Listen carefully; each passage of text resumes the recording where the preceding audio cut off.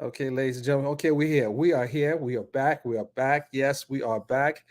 And before you guys come up, we want to get the justice off the screen. Okay, we're here. Okay, ladies and gentlemen. I was on another computer. It was acting all crazy, but I said, let's move this to another room. Okay, so tonight, first of all, today we had a lot of things happening in the justice system with the decision that came down today from the Supreme Court, as well as Judge Glanville appears to have had a change of heart. And it would be wrong for me not to have a legal scholar when we discuss the Supreme Court decision, as well as what's happening with this YSL case and the latest update, and the judge referring the case to another judge. But we have also the Exparte transcript that we're going to go over. And why not bring the legal scholar, attorney Ikiesha Al-Shabazz, to break this down, because she is very, very skilled in federal court, as well as she's a two-time college professor, former prosecutor, defense attorney. She's argued cases at the higher court and federal level. So I think it's very important to have someone up here that can do a breakdown on this very interesting Supreme Court decision, as well as let's go over this transcript, this from the ex parte communication. And I want to find out, has this transcript been redacted? Ladies and gentlemen, without any further ado, I'm going to bring up the incredible attorney Ikiesha Al-Shabazz. Good evening. What is going on? Where did she go? She was just here. Where she ran up and pulled up. Hold up. Good evening. How are you tonight? Oh, I can't hear you. Turn your sound up. I don't think your sound is on. Let's see here. I don't. Oh yeah, you're muted. Unmute yourself. Unmute yourself. Okay. All right. Testing. 1, 2. Microphone check. What's happening? Oh God, I got too much happening right now. I don't hear you. What's going on? I'm trying to get my life together. Okay, you so good. I can put these headphones on and Okay, you good now. You good. All right. Whatever. What up? What's up? What's going on? We're gonna have to snip some of this out of here. So we're up late. Hold on. I'm trying to get live on all the platforms. You know, I think I'm on Facebook. For those of you who are following me on Facebook, I'm trying to jump on Instagram so I can tell people to come over to this. I got a couple messages in my DMs on Instagram asking me to talk about a few things. And I know I'm late. Because I think there was some issues happening in the YSL trial before that. What's up, Instagram? What's going on, family lamb? What's up? We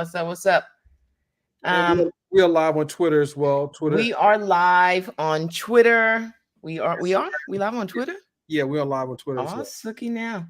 We live on Twitter. I'm got nothing to do with that. I'm live on Facebook also. So and YouTube. I'm live on Facebook and YouTube. If you want to join us, you would have to come over there. I'm gonna leave this here so you guys can hear the conversation. I'll check back and forth if you have questions and or comments. So let's get into it, because we are talking about this on the late night. It's 10:55. But in California, just so y'all know, my bedtime is 11 o'clock. I'm not even gonna front. My phone gonna go off the alarm. Yeah, to remind me to take my ass to bed. Okay. I appreciate you being on this late, and most people know that I'm not on this late, but because it's a Supreme Court decision. Thank you, Mover. I was on. I'm sorry. Someone said they love me on Urban View. I was on Urban View this morning, Sirius XM. I was on the Larry Favors Daniel show. I'm on Friday mornings. No, don't do that. Don't play me. Do not. No, I'm sorry. I ain't say nothing. I ain't say nothing. All right. Let's get to it. Let's get to it. Let's talk about. We're gonna talk about first the biggest thing, right? That happened today. Absolutely. This All right, let's talk about Supreme that Court first. decision, that 6-3 decision Yeah. that essentially is making the presidents or former presidents or the presidents kings versus Yeah. presidents. Yeah. So I'm still working my way through the entire decision. I haven't read the whole thing. I've read bits and parts and pieces and whatnot. And so some parts of it is 6-3, and there's another part of it that's only 5-4. Right? There's a part of it that's 5-4, where I think it's I'm not sure who didn't go along. I think it was Amy Coney. Amy Coney Barrett. I think she didn't go along with part of the decision, but I got to go back to it anyway. In effect, what the Supreme Court has decided today is that the president, not just Donald Trump, but any president of the United States, is absolutely immune from his official acts in his office. And I want to make sure that we're clear on the language right now. The Supreme Court said there is a presumption that official acts are that he's immune from those official acts, right? Now, when you hear the word presumption under the law, what that suggests is that that presumption can be overcome, right? The presumption can be overcome.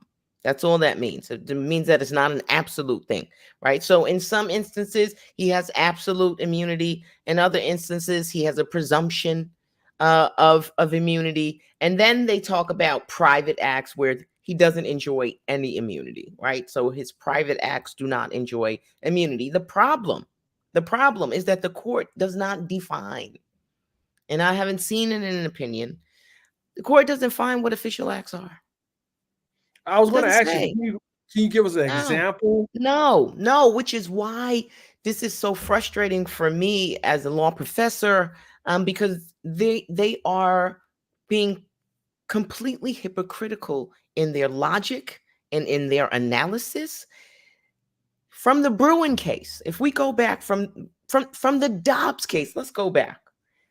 If you remember, Roe versus Wade was overruled, right? A lot of people talk about it being overruled. It was overruled by a case called Dobbs. We call it Dobbs. I don't have the whole site. That's not important, right?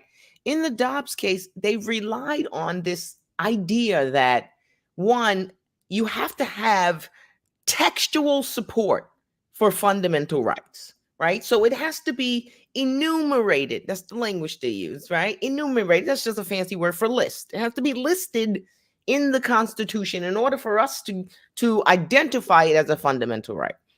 And they said abortion is not listed in the Constitution. It's not a fundamental right.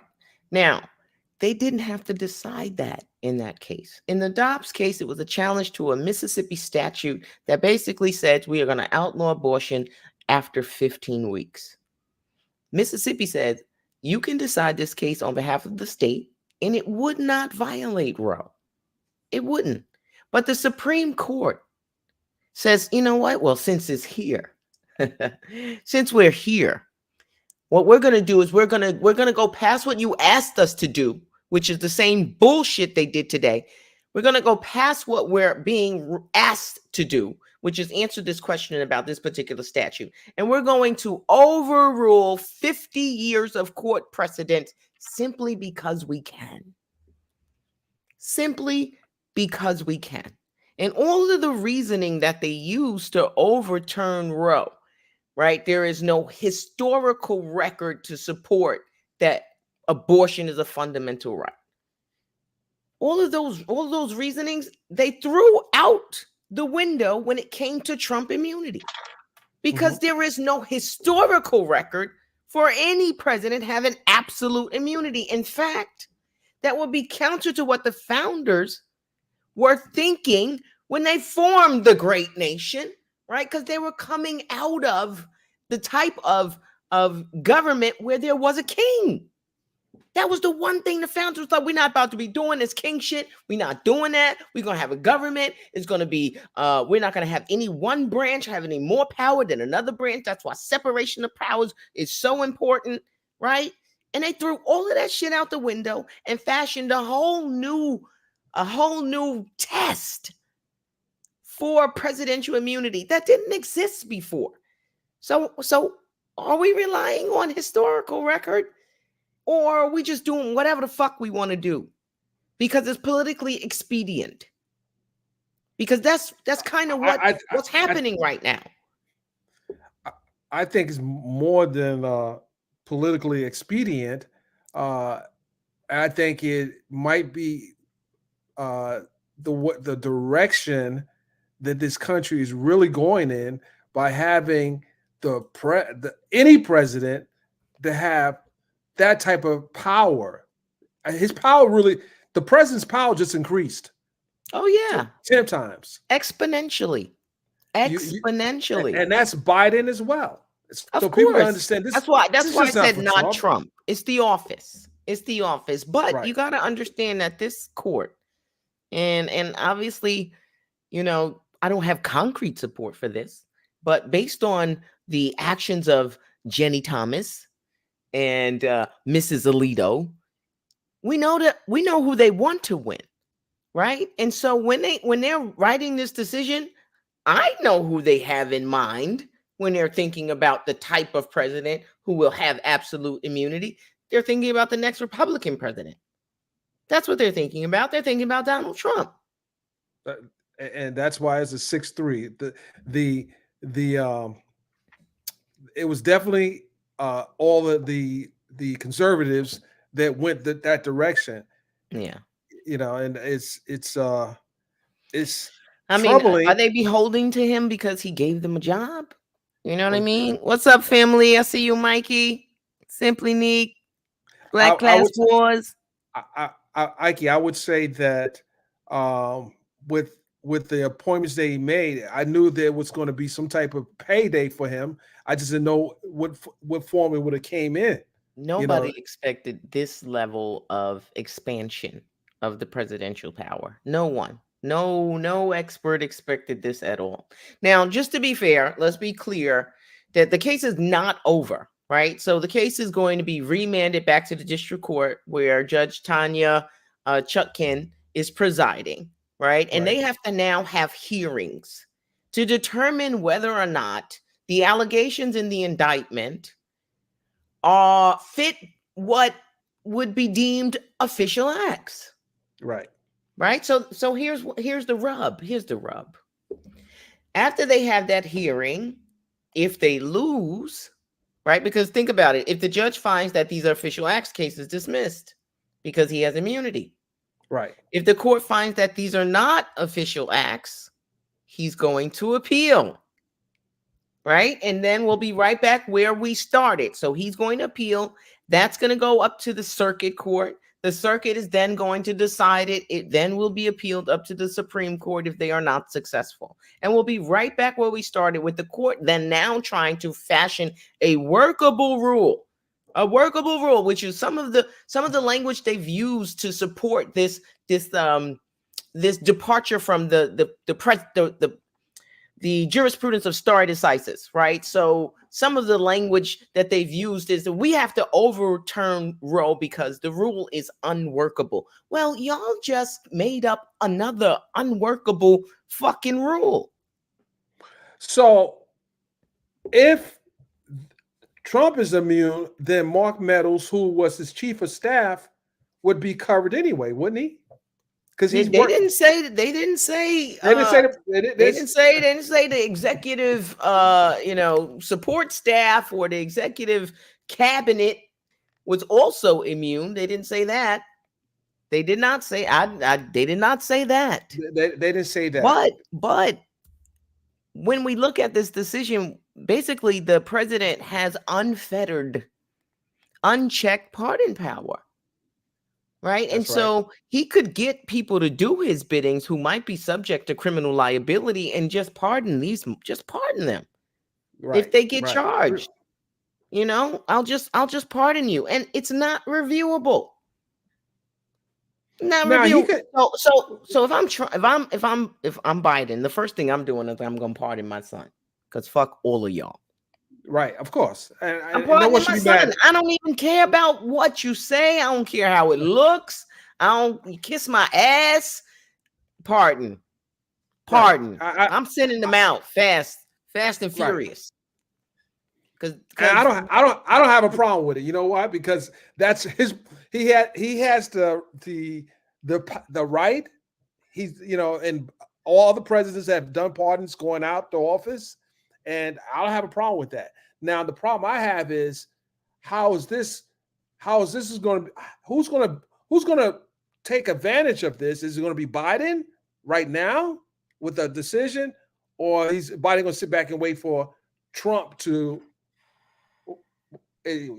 take some kind of well, we know Trump's going to take advantage of it if he wins. What is Biden going to do? But he gave a 5-minute little speech, and pretty much just quoted Judge Sotomayor.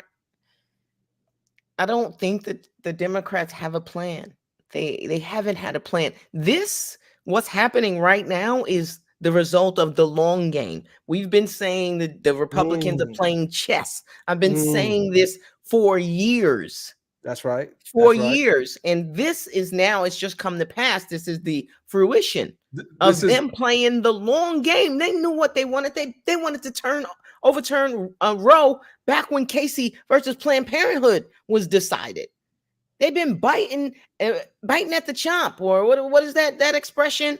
Bit at the chomp, yeah, biting at the chomp, whatever it is. Yeah, they've been waiting for an opportunity to do this. The same is true for the Chevron decision. They've been waiting to overrule Chevron, just fucking waiting, and then they got an opportunity to do that. Right? Let me ask you a question. We'll talk about Chevron in a second. Yeah, but let me ask you a question. Go ahead. With this, let's assume that Trump is going to win. What type of liability, or forget liability, what kind of risk will those who have been trying to prosecute him, for example, Fonnie Willis, Alvin Bragg, who was prosecuting him, Letitia James, I think Cannon is good from Florida, but she's straight. Should they be really concerned at this point? Yes, they absolutely should be concerned, because we are dealing with Donald Trump. He is not a rational person, and he is quite vindictive, right? And what's to stop him from going after them, from launching investigations? And, the way that these courts have twisted and contorted facts to fit, their judicial agenda. I'm choosing my words carefully here. It very likely that they could do the same thing with respect to these people, right? What's going to stop him? What's going to stop him? And he's been hard. Trump has been hard on the media. He's been pretty hard on the media over the years. I'm concerned that now, I'm concerned with even those in the media and what he can, because he can order somebody execute it, and what can anyone do to him? I really don't think that that's a realistic. But I don't know what's realistic anymore.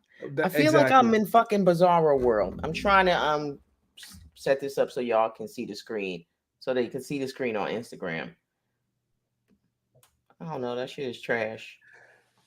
That's not very good. So fine. Y'all need to see Dennis. Okay, so Ike, so what Judge McAfee has to do as well is apply chomping at the bit. Thank you, Mikey. See, that's why I don't like coming on late. I don't have it. Go ahead. Sorry. Okay. So Scott McAfee, Judge Scott McAfee has to apply the similar, I guess, test. For no, his case has stayed. He doesn't have to do a goddamn thing. The Supreme Court stayed his case. Well, the appeals court in Georgia, they stayed his case, so there are no proceedings in that case. None. But none. Once they make the decision, he still has to deal with this case. Now, well, they first have to get past the disqualification hearing. Right. Once that's done, then they'll file their motion, just like Trump. Trump just filed a motion in New York County, to dismiss the counts to dismiss his state charges based on the Supreme Court's decision Oh, in that's Trump I didn't v. think about. U.S. Yes, Right. his people just filed a motion. They're like, hey, we're immune. We're immune. Well, those charges stem from the 2016 before he was even president. Exactly. I don't see how he's immune there. I don't think I don't that's going see to it fly. either. Right. I don't see it either. That's And I don't right. think Judge Marchand is going to see it either. I think Judge Marchand is going to be like, nice try. Is your client ready for sentencing? Because that's how, you know, on sentencing day, that's pretty much what happens. You know, you go into court, you stand there, the judge is like, okay, people, you ready for sentencing? People ready for sentence? Counsel, is your client ready for sentencing? Yes, he is. Only time a defendant is not ready for sentencing is for some reason you need more time, right? Before either you go in or sentence is imposed for whatever reason. And you can ask for more time before sentencing, but eventually sentencing is going to happen. And yes, my client is ready for sentencing. And that's when you make your application based on, you know, whatever his exposure is. And you ask the court basically to sentence him to the minimum. That's what they're going to do, ask for probation. While the people will likely, who knows what their sentencing request is going to be, it should also be probation. And then the judge will impose sentence. I Let me think tell you guys over on Instagram, come over to YouTube or Facebook because my phone is dying and I cannot get up to find the charger. That's what I was doing. Okay. I was looking for the charger, Dennis. So I'm gonna get off of let me hang up off it Instagram. So hold on. Come over there, Facebook guys, or YouTube. Either or. All right, peace. Okay, Yeah, Ike, so sorry. Look into my eyes, Ike. Look into my eyes. Yes. I'm trying, you know. All right. Okay. So because you throw me off with that. You throw me off when you did that. So I guess my question is, if I guess my point I want to make is Bragg he might be rethinking his sentencing of Trump now that, you know, that this came down. In what way? In the way that if he recommends jail time, and I don't see that happening now. My position is still the same. You know, Bragg has had a policy. I think his recommendation should be consistent with his policy, and that this is a nonviolent offense and he should not be requesting jail time, period. I don't care who the defendant is. Right. He shouldn't be requesting jail time for a nonviolent offense. Trust me when I say that if they request jail time for this guy, they're getting your ass too. It's a very slippery slope, right? And so I don't want my clients to show up and on a nonviolent and be subject to jail just because they put this clown in. You know what I mean? That it's not appropriate. It's not appropriate. So probation will probably be his sentence. And I'm sure he'll go through the appeal. He'll go through the whole appeal and the appellate process. He's got a great appeal. He's got a great basis for appeal, and especially with the court's decision in Weinstein. I've said this before, right? The court's decision in Weinstein gives his defense attorneys great precedents, right? Should courts follow their precedent? Great precedents, you know, in having this case overturned.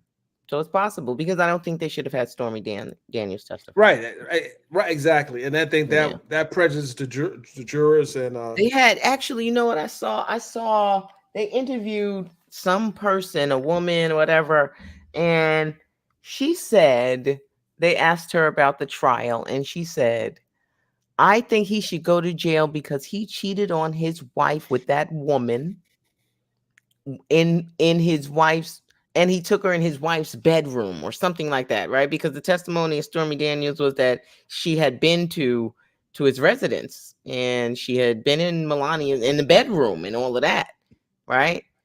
And so there are people that are so put off from those allegations that they are not even considering the actual allegations of falsifying business records. And that is the problem.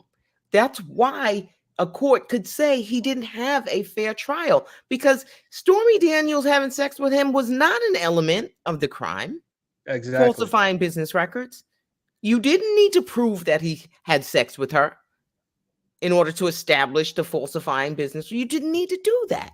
And the fact that you did probably was more prejudicial than it was probative. Probative. Exactly. Yeah. Well, okay. So we'll just have to see. I think all the cases for the more federal cases, everything's pretty much on hold. I think for the most part, everything's on hold. He'll likely be There's going to he be might. some hearing. Well, he's got, look, sentencing is what, July 11th, July something, the New York sentencing. Judge Chutkin is going to have those hearings. I'm sure there's going to be some hearings, right? When she's going to have them between now and November. What we know is there will be no trials, right? There will be no trials. No trials are going forward. We know that there's no trial in Fulton County. We know that the DC court cannot proceed until they have a hearing consistent with the decision that came down today. So that's not going forward. You know that Judge Eileen Cannon over in Florida is conducting all manner of hearings to try to find out whether or not she can disqualify Jack Smith or his appointment is unconstitutional. I don't even understand that. So yeah, it's a deadlock. He'll be the presidential nominee and, in office if he wins. None of this is going to keep him from office. Do I think Joe Biden can, do an executive order that says, felons can't run for president? I would love to see it. This is tricky. To see them do something like, real. The legal scholars are contemplating or brainstorming. Yeah, what's the next move? What's the next move? Because what is the next move? Because the moves are limited. It's not like you can expand the court. Everyone's like, expand the court. Congress is not going to do that. Right. Congress. We have the most ineffective Congress. Right? They're so bipartisan and they can't come together to do anything. One, and they'll never come together to do that. Right. No.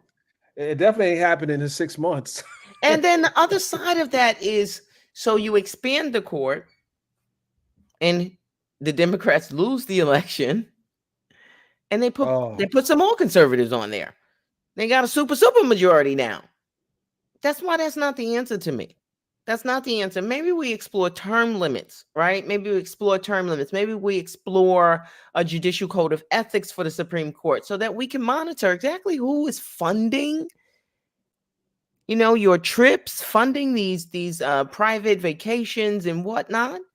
We need to be able to look into those things to see if you truly are impartial or if you are beholden to the people who are lining your pockets and paying for your mama's house and paying for is it his nephew or some family member? I think it's his nephew who's going to private school and I think it's Harlan Crow was paying his tuition.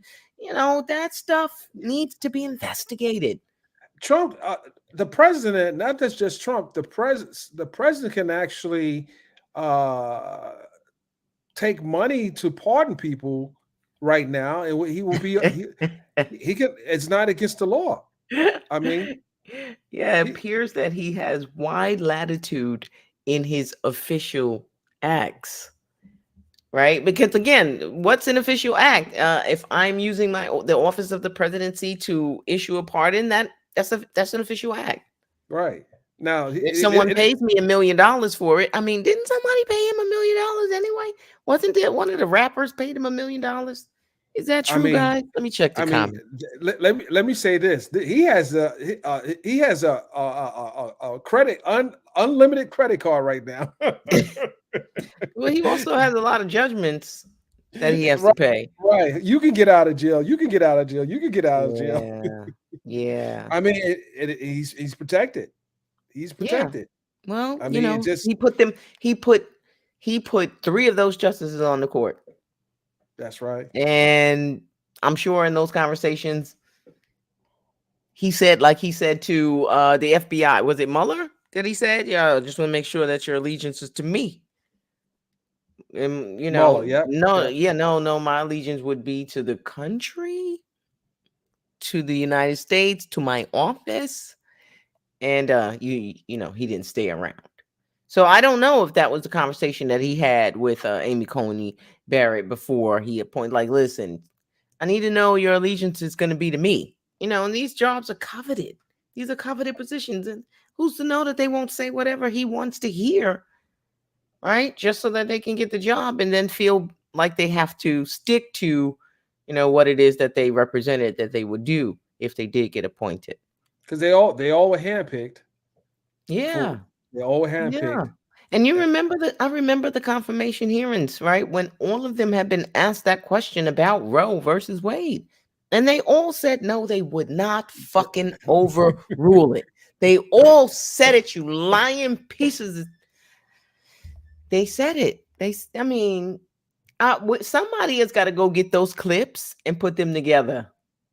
Put the clips together of them in their Senate confirmation hearings lying through their teeth saying that they would not overturn Roe. I haven't seen that. which right. And somebody should do a mashup on that. I agree. Yeah. Okay, Yeah.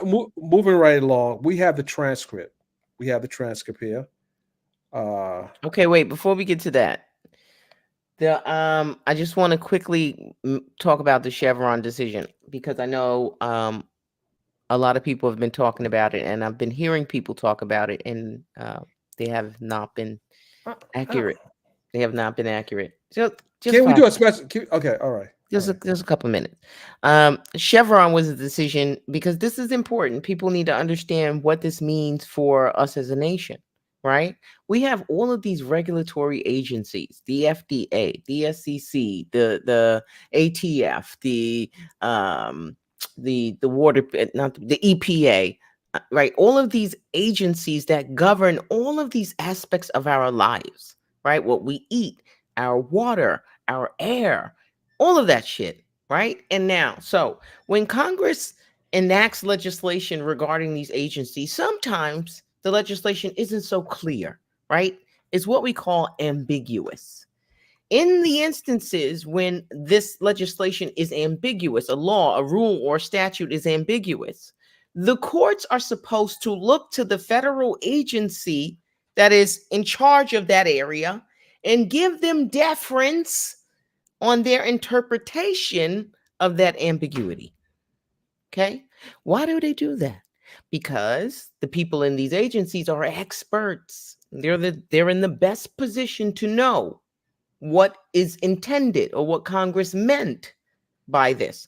Chevron was the case that stood for that principle that courts must give these federal agencies deference in interpreting these statutes. The Supreme Court reversed 40 years of that precedent. Okay, 40 years of that precedent, and no longer now will courts be required to give federal agencies any deference whatsoever. In fact, these courts now have to supplant their own understandings for that of the experts. That of the experts. So that happened.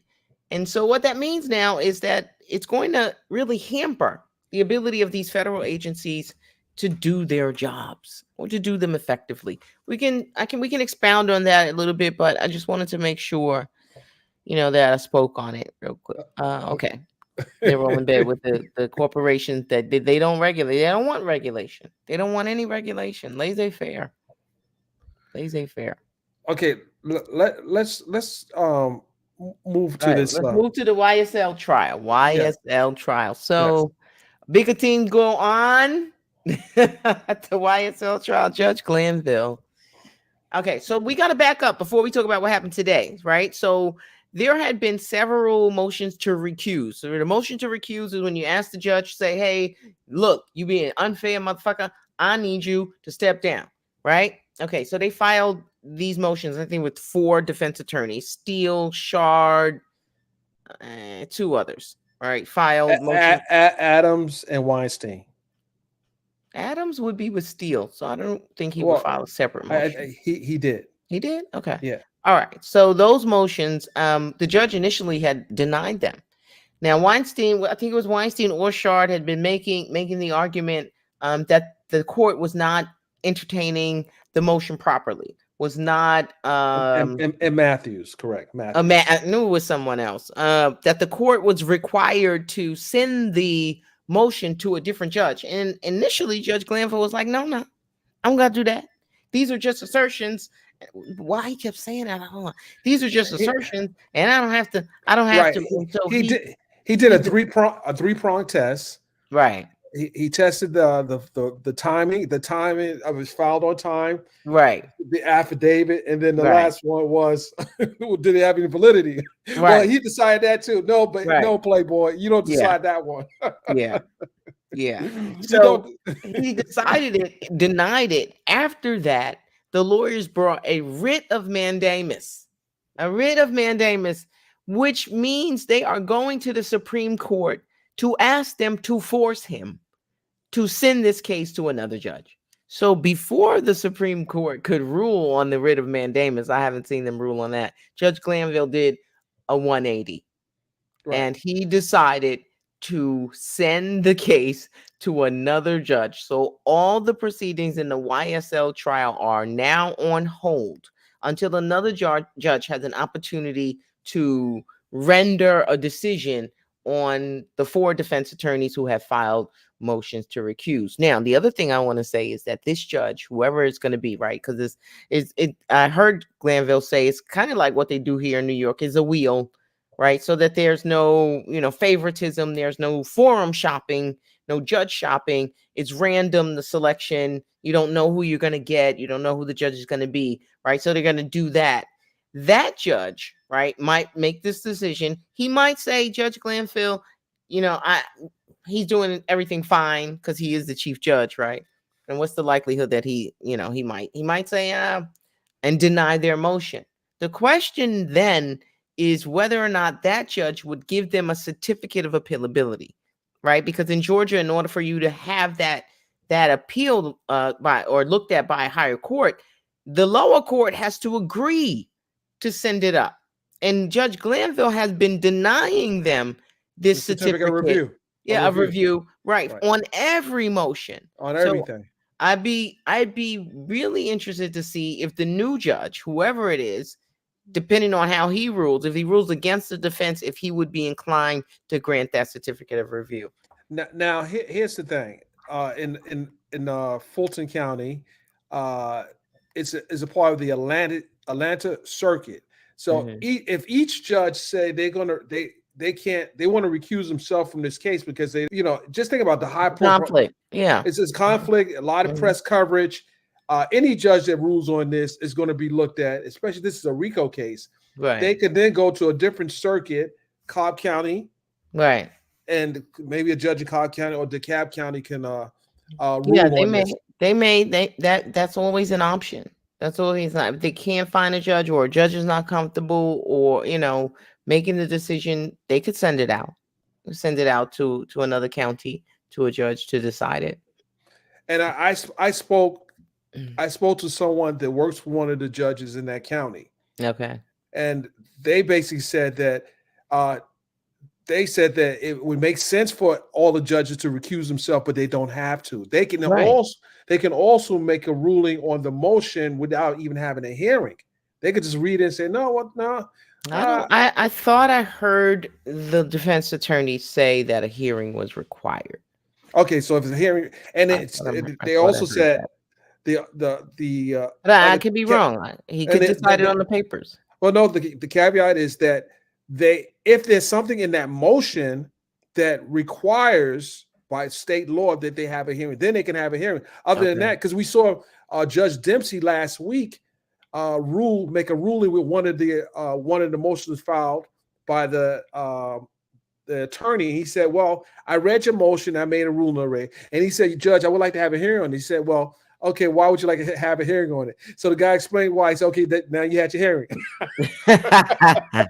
Ask and ye shall receive. He didn't know he was having a hearing when the judge started asking questions. He said, okay, now you had your hearing. Oh, shit.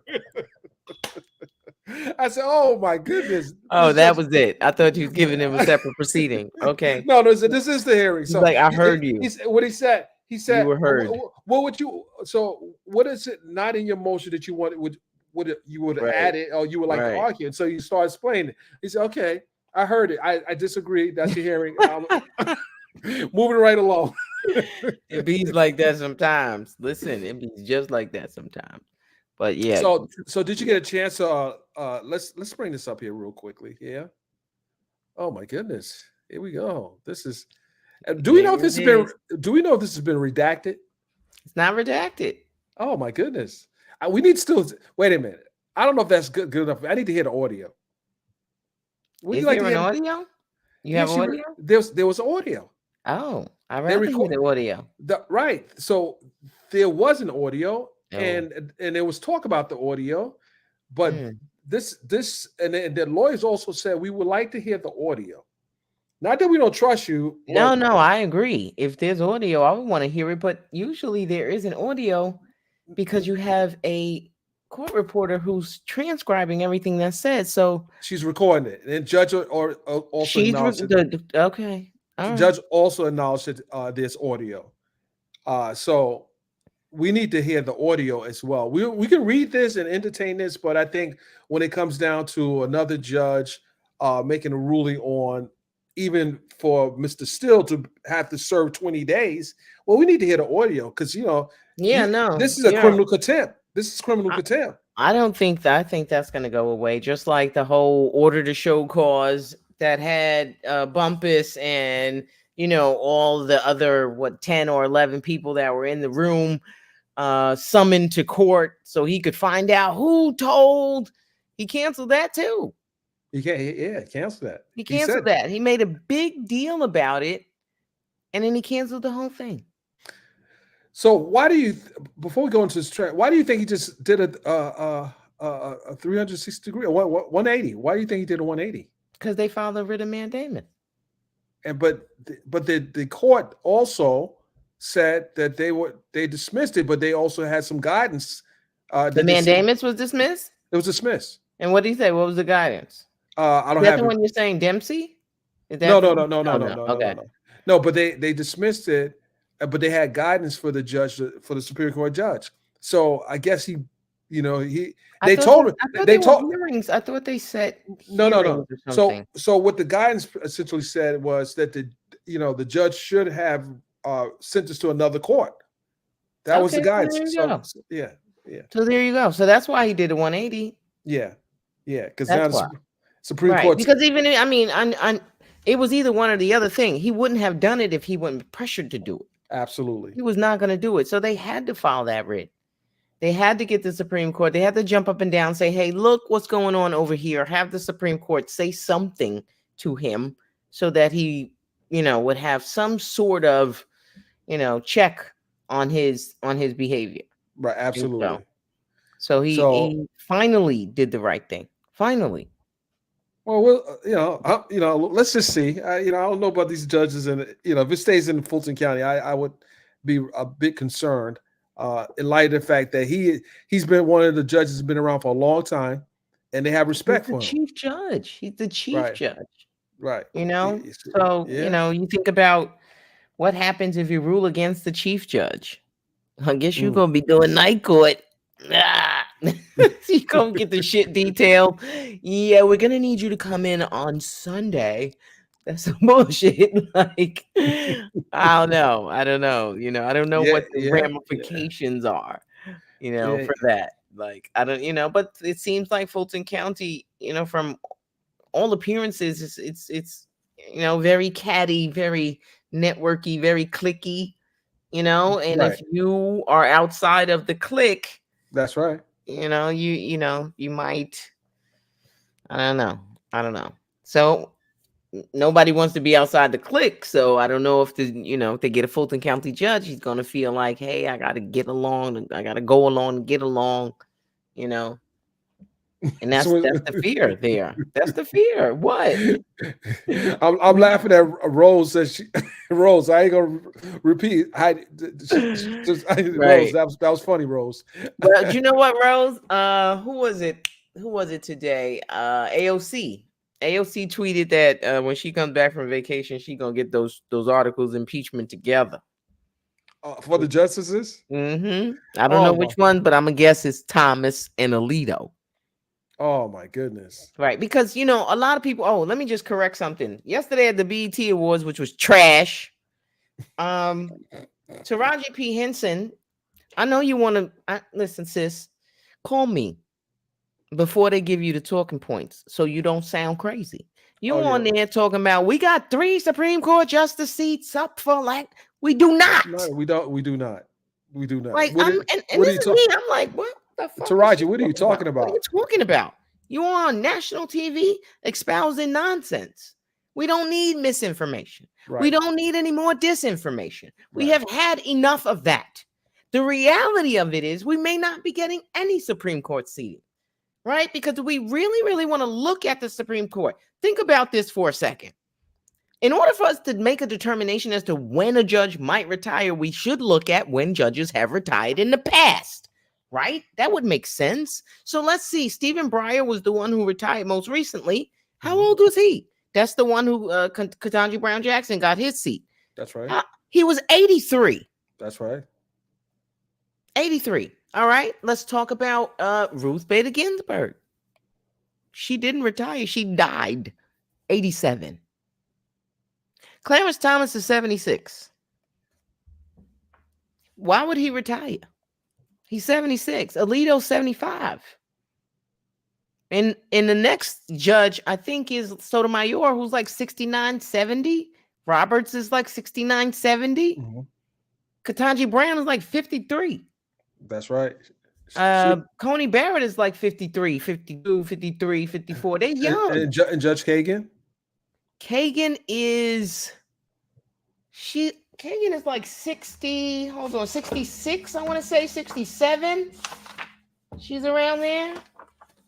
Hold on, let me see if I have it written down anywhere. I think the two younger, I think it is Kagan and Kagan is 63, 63, right, 64. Right. Kagan and Gorsuch is 56, 57. Okay. Right, Barrett is 52, 53. Sotomayor 70. Alito 74, Thomas is 76. So and Kavanaugh is 59. Okay. Can't read my own handwriting. He's in his late 50s. Put it like that. So he's not going anywhere. These are lifetime appointments. Right. Right. And so if Biden wins, why would they retire? They would definitely be like, well, I got to sit here for 4 more years because I'm not about to give up this seat to a Democrat or a liberal. It's not happening. It don't happen that way. Happen. Now, if Trump wins, they be like, yeah, it's time to retire because they want to make sure that they put somebody young in those absolutely. Seats, right? Absolutely. Who's going to be there for another 20, 30, 40 years. That's why maybe it's time for us to revisit term limits. Right. And Thomas probably be one of the ones that go out. He'll probably be one. Thomas, I think Thomas and... I swear I feel like he's the last person who would... what else is he going to do? This is his entire existence. Just, you know what I mean? I don't see him night court in Alaska on Sunday. Right, Mikey? I don't see him saying, I'm going to retire. No, this is the only reason why people speak to you. I'm sorry, Clarence. I know the truth hurts. But if you weren't the Supreme Court justice, why would they fuck with you? Right. They wouldn't. And he knows it because they ain't fuck with him before he was the Supreme Court judge. Because he was the EEOC commissioner, right? I don't know what he was. Yeah. I believe he was EEOC before he came in. He was PP in my Coke. What you do? You got pubic hairs in my Pepsi. Right. Pubic hair in my Coke. I'll never forgive you for Anita Hill. Right. What you did to Anita Hill. Right. But let's go. He's not retiring. So that's my point. It's there might not be any Supreme Court seats up for grab. Yeah, so Taraji, and that's the only way. The only way we could do that if Biden wins and then they expand the court to guarantee that those seats are going to be liberal Democrats. That's the only way. Do you see the court being expanded? Do you see No. that? Yeah, I don't think see so. it. I don't see it. The court has been 9 justices since post-Civil War, sometime around there. I mean, Right. there was a time where I think we had as little as 5, but that was in the early parts of our country. It's everything was new and it was just starting. So, eventually they worked up to 9, and this is what it's been for. I don't even know what year. I can't even say, but it's been this way for years. Okay, But listen, they overturning precedent, so shit. I say, the fact that it's been this way doesn't always have to be that it needs to stay this way. Okay, I just don't think that's the answer. Okay, you want me to do you want me to start reading this when we start out? Oh yeah, okay. So this is the transcript from the secret proceeding that Judge Glanville had ex parte. Ex parte means he only had one side of the controversy present, meaning in this people versus people of the state of Fulton County or Georgia or whatever it is versus these defendants. He only had one side of the verses. Okay, in the ex parte. So in this one, he had this is the one where, what's this guy's name again? Copeland, but what's his Copeland? Kenneth Lil Copeland. what they call him? Lil Woody. Lil Woody, with his attorney, the judge, the prosecutors, some security personnel. I don't know how many people went in there, but all of those things are factors as well. When someone is sitting in a room and they are surrounded by authority figures, the setting alone could be pressure filled. Absolutely. You liken it to an interrogation in a police station where the police officers, are sitting in front of you and they keep playing with their guns and they're asking you questions and the hot lamp. Right. So, who's around could be a factor. All right, so let's get into it. Okay, so the ex parte hearing began at 9:10 a.m. Present in the chambers were Judge Glanville, Assistant District Attorney Adrian Love, and Attorney Kayla Bumpers, court reporter Christine Weaver, and investigators Antonio Long and Rashid Hamilton. The court reporter. Okay, I'm ready whenever you are. Miss Love, thank you. The concern that we wanted to bring to the court's attention as the state was twofold. One, we wanted to have the opportunity to impress upon Mr. Copeland with representation present that he faces, and we wanted to give him an opportunity to ask whatever questions he wanted to ask before he was we had to pull him in the courtroom when the jury came out. The second concern that I have is, and I wanted to bring to the court's attention in line with the concern that I expressed on the record on Friday. I don't know what advice counsel may have offered or may be offering that is their right in their business. But you just see the tonage that she's using as it relates to, just like she does in court. Exactly. As it relates to testifying, however, I do not believe that criminal exposure is a concern that is which interest is being spoken about and protested. Mr. Melnick relayed to Ms. Hilton on Friday that he had never heard of the statute 24-5-507, and on Friday he sent an email. I don't know if he intentionally copied Mr. Steele and Mr. Sharp. I don't know if he unintentionally put my name on it, but he sent an email to Mr. Steele and to Mr. Sharp with me and Simone copied where he said, "This is the communication that I received from Ms. Love regarding Mr. Copeland." My response was, "Whose interests are you protecting, yours or Mr. Steele's?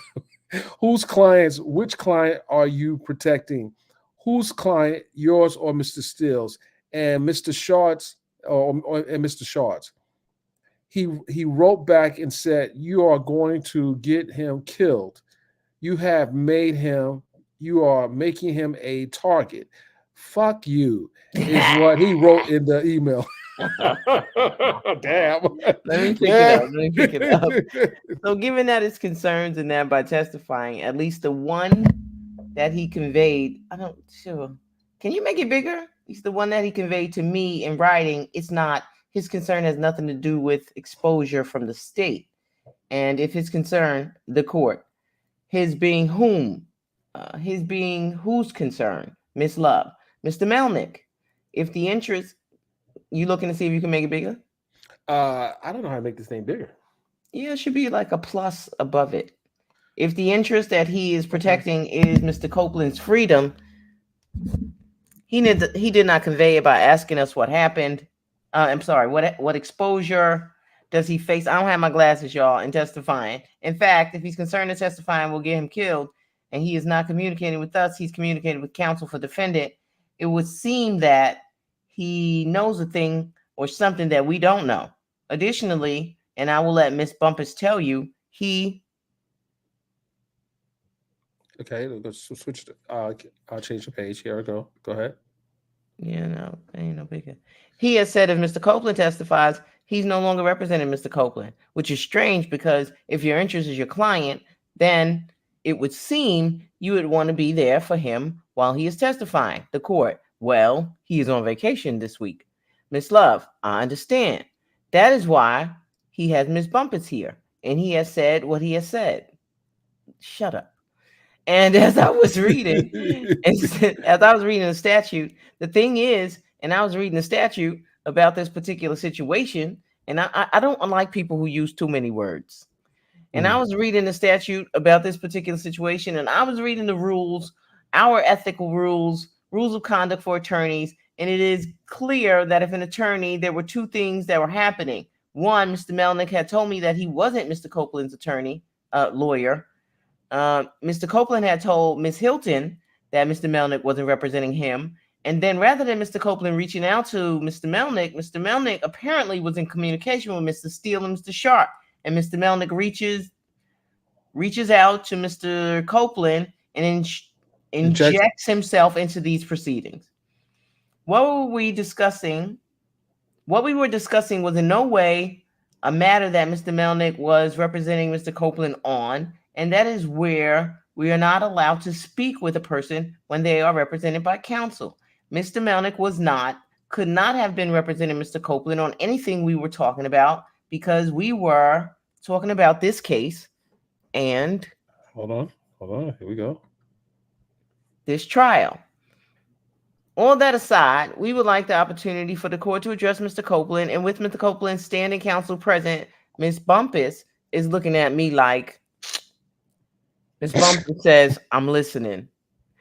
Miss Love, can you imagine that? Like you standing there listening to this chick say her bullshit, and then she got the nerve to, well, you looking at me like, I'm looking at you like what? Right. What?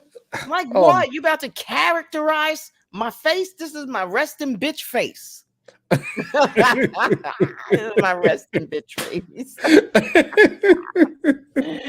Oh God. Ms. Bumpus is like, I'm listening. Right. Like, what is your problem? What's right? Just get to the point, right? With his standing counsel present and to allow Ms. Bumpus an opportunity to explain to Mr. Copeland everything that I have just said. Her concern outside was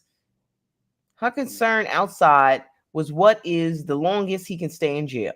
What I relayed to her is the statute says until he purges. The court by testifying. Miss Love, his contempt by testifying. The court, yeah. 50? 507 is a little bit different. Okay, so I mean, Miss Bumpus, so until the end of this, the court, he can be here until the end of the trial. Miss Bumpus, that is what I said. To the end of the trial is the longest? Miss Love, no, it's not the longest. Even after a grand jury, if a person has been subpoenaed to testify before the grand jury, and even after the grand jury has what it is convened, has left, that person can stay in until that person purges himself of contempt by I'm guessing testifying. That does not. Why is she comparing his testimony at a trial to someone testifying in a grand jury? Right. Right. It is different. It's wholly different. Totally different. And they're not going to ask as because how detailed. do you purge? So how do you? This is stupid. How do you purge once the trial is over? By testifying. You gonna testify in a trial that's over? How does that work? Exactly. How exactly does that work? So I got to sit in jail. That you can't do that indefinitely, in perpetuity. That makes no sense to me. That makes absolutely no sense. Miss Love. So the statute literally says that. Okay, Miss Bumpers. Okay, go ahead. Miss Bumpers. Well, I'm going to look it up because it was my understanding that it was until the end of trial. Miss Love, nope. Here it is. Literally the words of the statute. And so the court, he could be in there a while. Let's put it that way. Either way, come on, Judge. What are you doing? You're just co-signing what she said, which was just, and what she said made no sense. Right, Judge. What are you doing? Just let her explain. You're basically another prosecutor in the room, Ms. Bumpers. I just want to be able to give him the court. I know. It's kind of the statute says, that you purge, but I can't keep him in there indefinitely. I've got to kind of Ms. Bumpers, right? That is all I want to know. The court, the whole thing is that he has the keys to his own freedom. Oh shit. And that freedom is if he just gives his testimony, then he can purge it. Ms. Bumpers, right. Miss Love. And whatever that testimony is, we know what he believed it to be. We know what we believe it to be, but we don't know what it is. We can't talk about it. We don't, we don't know what he's going to say. We have an idea. We know what he's told us. I don't understand that, but wait, stop. She's saying, okay, and it's kind of testimony is, what we believe it to be, but we don't know what it is. How do you not know what it is? In the very last sentence, you say, we know what he's told us. So she's saying that we know what he said in the past, but we don't know what he's going to say on that stand. Yeah, but you know what he's told you.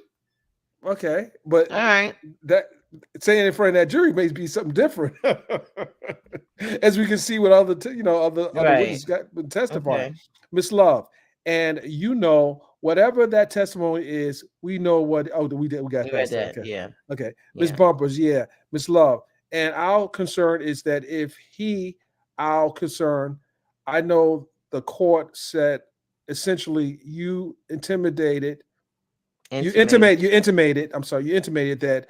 that Mr. Melnick probably told him essentially, let me go to the next page. You should testify. They can't do anything with your testimony. But what we overheard being said was they are going to hammer you as if we were going to expose Kenneth Copeland to Ms. Bumpers. You heard that? Yeah, you was ear hustling somewhere. Right, mean you heard that? Right. Who heard that? The investigator. We'll find out. Miss Love, yes, yeah. Mr. Melnick told Mr. Copeland, we're going to hammer him. So, okay, we'll talk about that in a minute. The court. Now, to be fair, and I think Ms. Bumpers as an advocate or anybody has got to tell him he's going to face some pretty significant cross-examination. Ms. Bumpers, yeah, I think that's what he meant. The court. I mean, he's going to face, he's got about 10, Ms. Love. So he meant the defense is going to hammer him? No, the prosecution's going to hammer him, not the defense. Now, that's my part. Ms. Bumpers, no, just in the general, he's going to be it's not going to be a hey da da da da. Miss Love, he knew that he had already been expressing that the court. But I mean, I think that if he's concerned about that, well, but it's all in the message and the packaging in terms of I think Mr. Copeland is, a savvy person, but he's certainly going to be subject to a thorough and I guess thorough rigorous Rigorous cross-examination. cross-examination. Right. That's what I'm just getting. A thorough and sifting cross-examination, Miss Love. And the other thing is that, Miss Bumpers, can I just say something in Attorney Mellick's defense in response, just for the record? Miss Love, yes. Miss Bumpers, the reason that he doesn't want to move forward with representation, what I have been told, if he decides to testify, is that he doesn't feel like he can. He doesn't know what was said outside of his presence. So he doesn't feel like he can adequately represent him or counsel him because he doesn't know what was told to the state when he wasn't there, Miss Love. But the thing is that the only thing that he should be concerned about is the criminal exposure or the exposure that Kenneth Copeland has criminally, and there is nothing. There's literally nothing. The state is quite clear that we can't do to him about the only thing that would put him in harm's way is a lie and a refusal to testify after being ordered to do so by the court. And by a lie. That's not her call. That's the problem. That's not her call. And right. She can't appreciate what other issues he might be facing. She can't. She can't say that the only thing he should be concerned with. That's not your providence. Right. That's what his lawyer can advise him on. Yeah, you can't tell him. He could be concerned about all manner of shit. Right. Exactly. Some they know, some they may not know. Right. So that's why he needs counsel. And by lie, we don't mean like, oh, I think you lying. It would have to be, something obvious, because we can't always impeach. But if he literally perjured himself, that's something different. We can't help that. We can't control that. We would only say, tell the truth. I don't care how bad it is. Just tell the truth. So, like he says, I didn't go down to the police station, the court. And I think part of his challenge, Ms. Bumpers, may be that you need to assure him, look, I'm going to be here. And if you think that they are asking you a question, they being the state or the defense asking you a question that's going to bring out other crimes that he's going to be able to look to you and say, can I have a chance to talk with you? Miss Love, that's exactly right. Miss Bumpers, okay. Okay. Now he said, okay. Miss Love, see, but that's just it. Miss Bumpers, no, he's not. Miss Love, hold on. That's just it, Judge. The problem is that there's been an assertion that people are representing, and I'm not talking about you, Miss Bumpers. Yeah, Miss Love, there's been an assertion that the people are representing his, that their biggest concern is his best interest, and then they are just not here. And Miss Bumpers is saying she's not in a position to do that. This is so painful. Yeah, I'll take the next one. All right, Miss Bumpers. No, I'm not saying I'm not in a position. I'm saying that the agreement between Mr. Copeland and Melnick, who I'm standing in for, is that if he chooses to testify, I'm to get him to sign his paper that says that he discharged Mr. Melnick as his rep. That's their agreement. I can't do nothing about that, Miss Love. That sounds weird. That does not sound like something in Mr. Copeland's best interest. That sounds like protecting somebody else's best interest. If you talk, I can't. I ain't going to. I'm not going to represent you. I don't even know what to do with that. Ms. Bumpus. Well, he said he's done.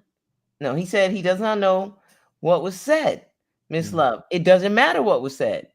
Miss Bumpus. Right. So she's still standing wallflower. Miss Love, like, well, it does matter what he said. It does matter. Like, he doesn't want to suborn perjury like you're doing. He doesn't want to do that. Right. Miss Love, it doesn't she said it doesn't matter what he said, right. It doesn't matter. And he didn't ask us. He didn't even inquire. What have you all talked about? What he has been talking to Brian Steele and Max Sharp. That's it. He's not talking to us. Wham, like a baby. He is not. And in fact, when Mr. Copeland asked to speak with us, Mr. Melnick barges in and gets between Miss Hilton and Mr. Copeland, literally keeps us from talking to him before he gets called to the stand, and that's troubling. Miss Bumpers. Well, I think that's not troubling. His lawyer doesn't want his client to talk to prosecutors. Right, exactly. He should have ran in. What the hell are you talking to my guy for? You shouldn't have been talking to him without his counsel present. Right. I'd have ran in there and bust up the place. Come on, Miss Bumpers. Well, I think what happened was, and I say this because I previously represented Mr. Copeland. Previously on his other stuff. So I know this is just what I think happened. I think how Attorney Melnick became involved was his representation of others because he took my place. Copeland fired me and hired Melnick. And then this came about. And I think that's crazy. I think so. At the beginning, Melnick was representing him, and then Miss Love. So he fired you, and here you are again. Can you imagine that? If you what the hell was going on there? Come on, if you're the client, right, and you're jammed up in this situation, and the lawyer that you fired shows up, come on, how you gonna be feeling? You're gonna be like, this can't be life, right? I just got rid of life. Why did she go back over here? Why are you here? Why are you here? Oh my God. Okay. Miss Love. In his criminal matter that he had, but that's resolved. Miss Bumpus. But when this I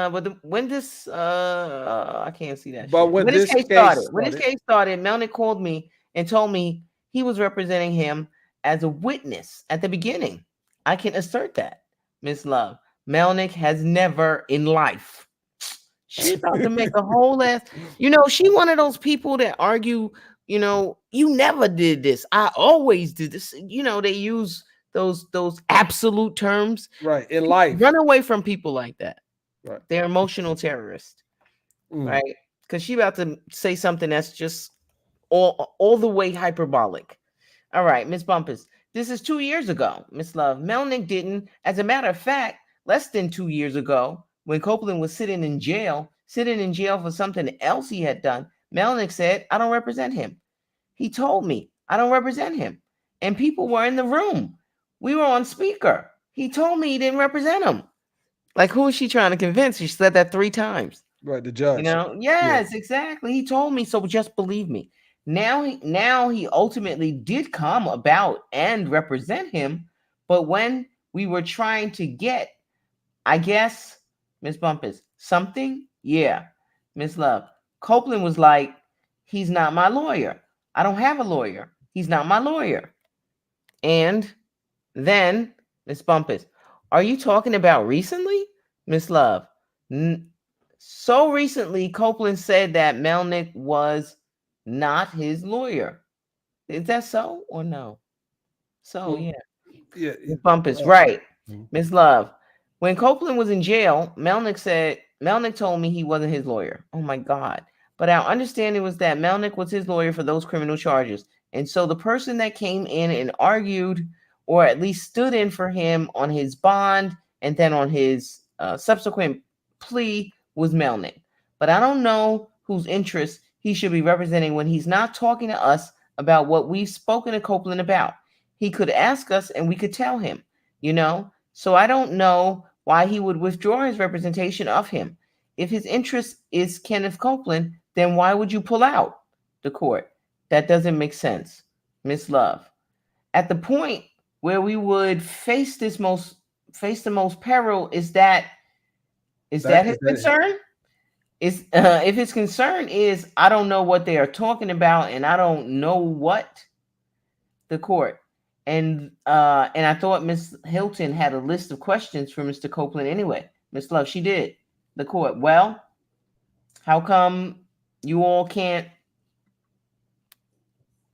Miss Love, he didn't ask to see those. We didn't. And not only that, the court. Well, can't you all share that with Miss Bumpus? Miss Love. Well, Miss Hilton has already shared it with Mr. Copeland, and we certainly will share it. Generally speaking. So that don't what does sound that mean? right. We're gonna share it. Generally speaking, right? You have a lawyer in the room right now. Let us see the questions that Miss Hilton has. What is this dancing around for? What is generally speaking? Yeah, show it generally. Can you show it specifically? Right. Like, Miss Bumpus, can I read this email that Melnick sent me? I don't know if this will help you understand what he's saying. It says, "Hey Kayla, I wasn't able to see Kenneth today. He went on Saturday and tried to talk to him before his flight, but I have talked to his family. So at first Kenneth was going to testify, but he now decides to take the fifth. He may change his mind on Monday. If he does, then he's agreed to discharge me as his attorney. This isn't out of bad feelings, but I was not present when he met with the DA's office, so I can't really help him with his testimony. And then he gave me the discharge and told me that if he decides to testify, then he's to sign this, Miss Love." And that's just it. It's like you never know what somebody's gonna ask, and if he's concerned about putting him in legal jeopardy, then it would seem like he would remain and allow Mr. Copeland access to counsel when Mr. Copeland is concerned that he's about to walk into an area that puts him in legal jeopardy. Miss Bumpus, you can't switch how he gets called. Miss Love, see, that's not in Mr. Copeland's best interest. That's in the defendant's best interest. When you say switch in how he gets called, what does that have to do with anything? Miss Bumpus, I don't know. Maybe he's saying he can't do it because he can't get his refundable ticket.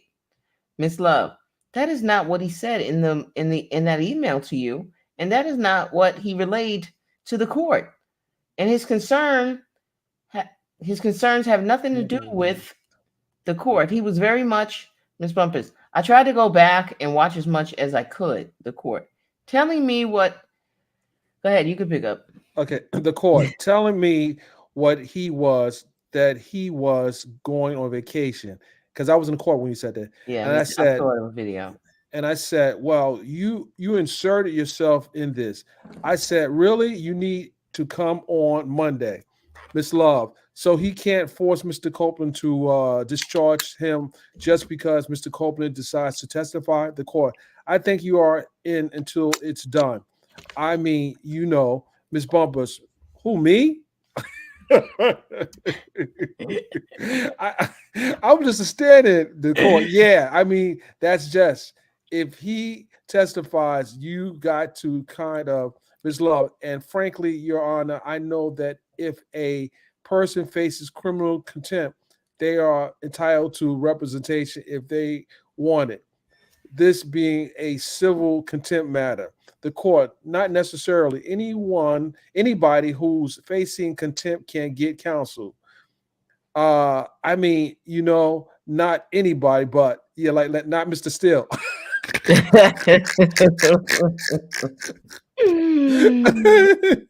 Hey Ashley, where you at, Miss Murphy? Where you at? Right. Miss Bumpers, I can't stay. How long is this going to take? Miss Law, it might take some days. Miss Bumpers, weeks. She said weeks. Yeah, she said days. Uh-huh. It might take some days, or weeks. Miss Bumpers, Miss Love, and see, that's just it. And I don't I think Miss Bumpers is put in a precarious position. She's not the one that stood up and injected herself into this. They reached out to her, and she did him a favor. But ultimately, it seems as if Mr. Melnick is stalling and attempting to delay and hamper and hinder our proceedings. And that is a problem because that has nothing to do with the best interest of Kenneth Copeland. And yeah, you care about him really. Yeah, okay. Right. And that has nothing to do with Kenneth Copeland's exposure if he testifies. Just to answer the question about he is exposed to, the statute is very, very clear. It literally says that no testimony or any evidence required under the court's order or any information directly or indirectly derived from such testimony or evidence shall be used against the person in any proceeding or prosecution for a crime or offense concerning which he testified or produces evidence under the court's order. That's transactional immunity, guys. Transactional immunity, right. Mm-hmm. That is saying even if he got on the stand and said, the court, he started talking about an unrelated crime, which is what the biggest thing I think he's probably thinking about is that, yeah, there's a lot of stuff they could ask me about. Dennis. Can you hear me? Hello? Hello? Hello? Yeah, we lost you for a second. Am I back? Yes. Okay. Let's see.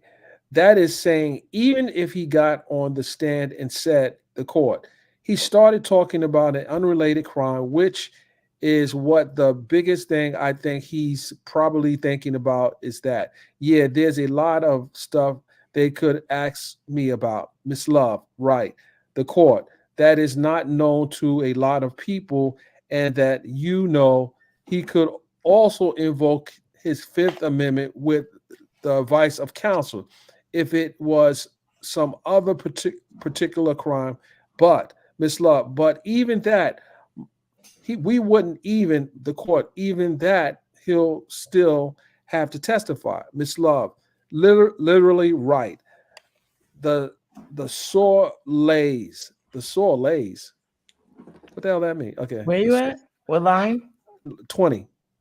Line 20, Miss Love. But even that, we wouldn't even, the court, even that, he still have to testify himself. Literally, right.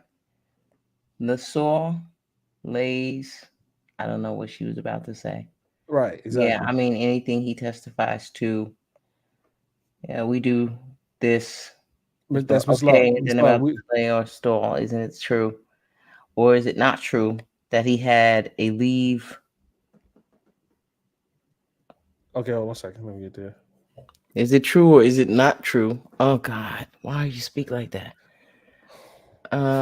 Filed since December. Now, is there a point where they start talking to him? Well, we didn't get there. What page are we on now? I don't see we didn't get there. Yeah, I'm looking. This is only page 18. And how many pages do we have? 30 what? 56. Ooh, okay. Exactly. Okay. We ain't gonna make it through all of that. It's already, it's 12:15. Okay. All right. Let me just continue on to at least I'll read about 3 more pages. Cool. All right, go ahead. Okay, Miss Love. We have nothing to do with any of that. He injected himself into this. The court. Yeah. See, the problem is, Miss Love, he stepped in. The court. That's when you get involved. I don't know you have a leave. Miss Love, right. You, the court, and unless you file that leave into the case, you don't have a leave for my case. Miss Love, right. Miss Bumpers, okay. Miss Love, and he did not, the court. So he didn't have one. Miss Love, Mr. Copeland's been a witness and a name on this witness list since the court. So since he said, well, I represent him, I'm like, okay, well, you don't have a leave that's filled in our case. So filed in our case. So you don't went on vacation and didn't even have a filed a leave. Right. He's going to be held in contempt too. Miss Bumpers, okay. Write a letter. Right. Miss Love. So he did this to himself and he did it to you. But we have to, that is just where it is. And I don't know that.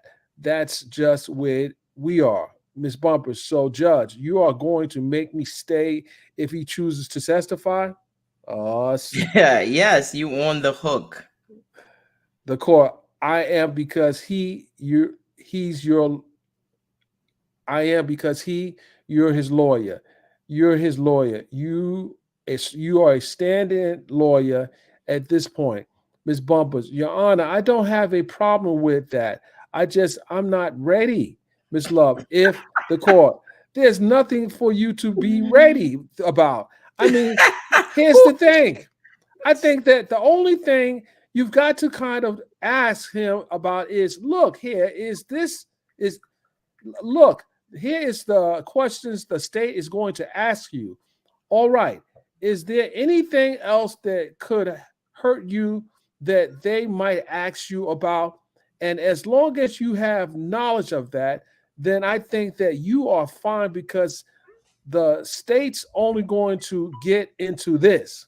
Now, the reason you want to know what's going to hurt you is the defendants know more about Kenneth Copeland than anybody else. So they are probably going to kind of, Miss Bumpers, what about if I say I can't do it?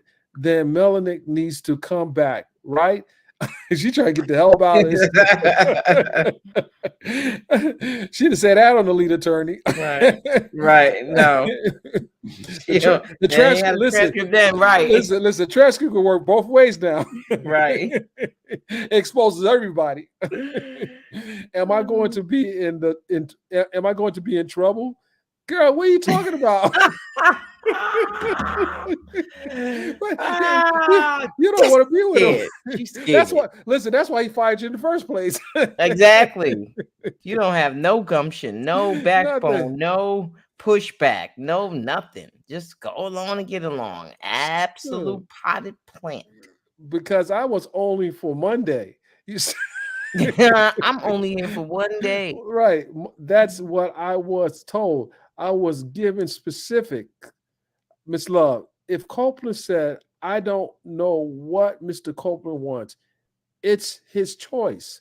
Miss Bumpers, can't he say he doesn't want Melnick? Miss Love, he can say whatever he wants.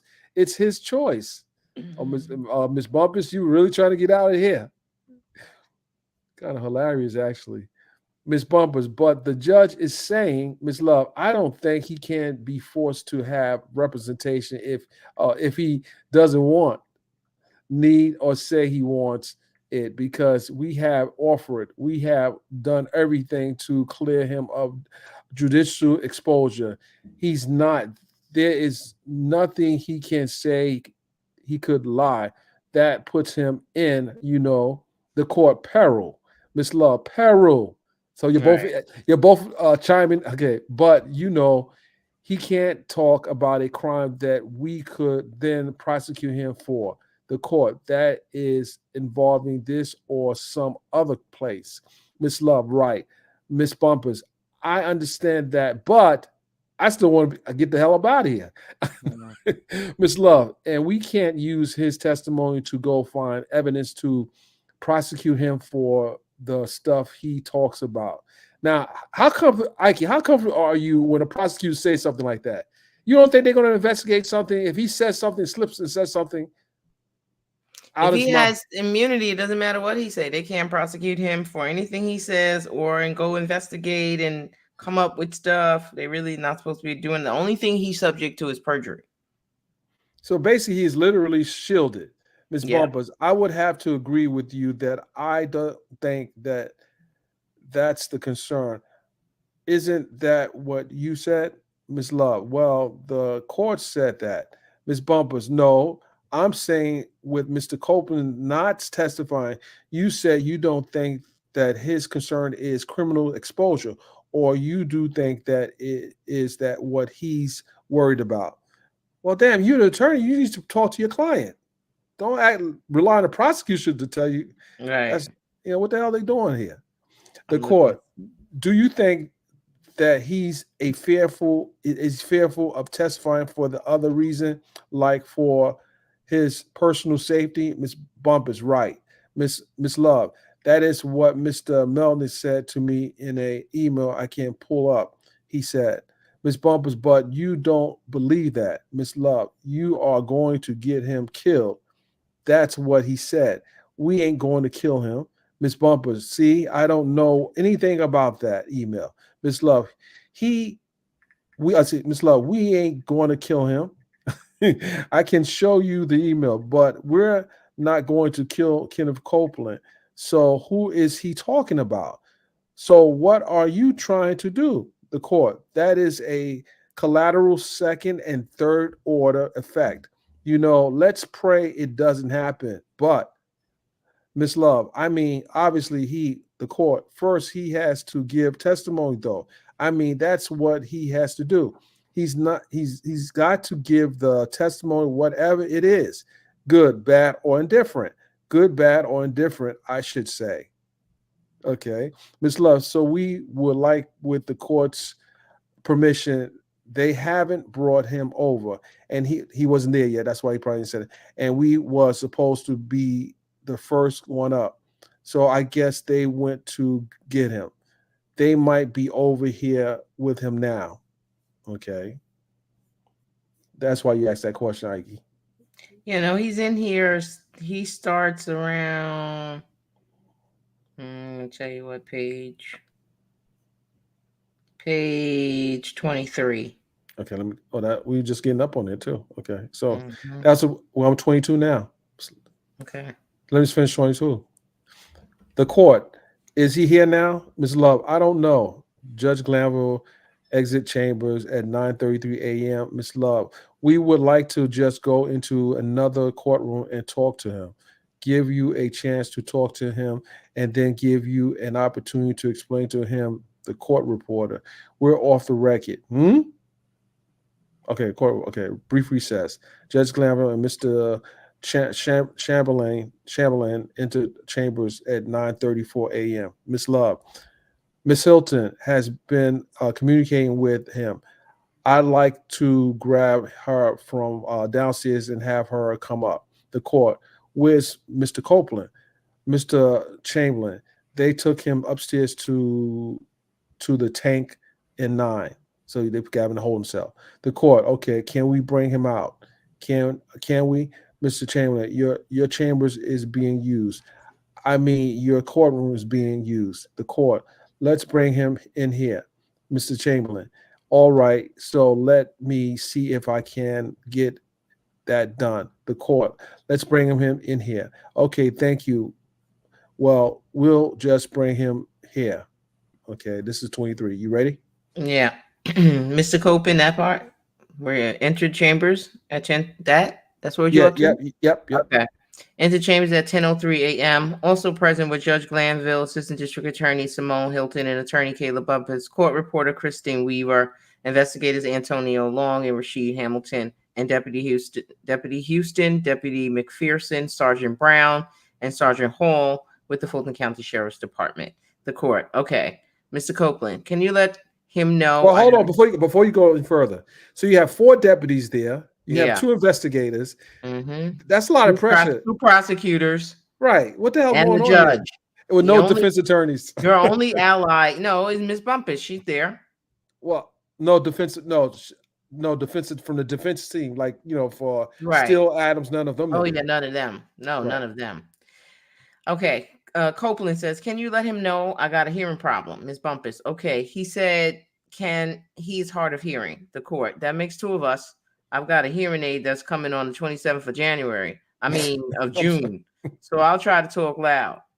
Is it okay if I can read lips. The course. Okay. Good. Mr. Copeland. Good morning. Mr. Copeland. Good morning. The court. All right. I just wanted to bring you over and let you talk with Miss Bumpus and see if there's anything that you need to ask of your counsel or Miss Hilton or the state or the court before we bring you out. Okay. Before we bring you out this morning, because we would like to hear your testimony. And that is kind of where we are at this point in time. So is there anything you want to ask, Mr. Copeland? Well, I want to speak to you personally that I have never been truthful a day in my life until I just made this statement right now. I don't comprehend none of this stuff that's going on. The court. Okay. Well, the only thing you can give is truthful testimony. I mean, whatever you know is whatever you know. I mean, that's it, Miss Hilton. And what we'll say, and Mr. Copeland and I, we have talked about this. I'm not sure what your concerns are, what concerns that you expressed to Mr. Melnick last week. But if any of your concerns deal with being locked up for anything, you can't. Like, there's nothing that can happen. The feds, Miss Bumpus. Well, that's not Miss Hilton. It is true. Miss Bumpus, no. I said that's not his concern. Miss Hilton, if his concern is safety, we need to know that. Like, that's not expressed, so we don't know what the concern is, so that we can try to resolve the concern. This is what I'm saying. Mr. Copeland and I have had an investigation before. I understand some of his concerns is potential criminal liability, hence why we gave you immunity. The federal statute of limitations, done. The state statute of limitations, done. So there is nothing. Like, I researched it this weekend again. Both those statutes of limitations for what you and I talked about, which is in 2015 or before, are done. You cannot be prosecuted for anything you testify federally or statewide. Immune, period. They cannot give him immunity from federal crimes. She's fucking lying. She can't speak for the feds. Right, she has she no can't. authority to say what the feds can, will, won't do. That right there in the defense, if the defense was in there, they would challenge that right there. Yeah, they would, because Bumpus is sitting there like dun.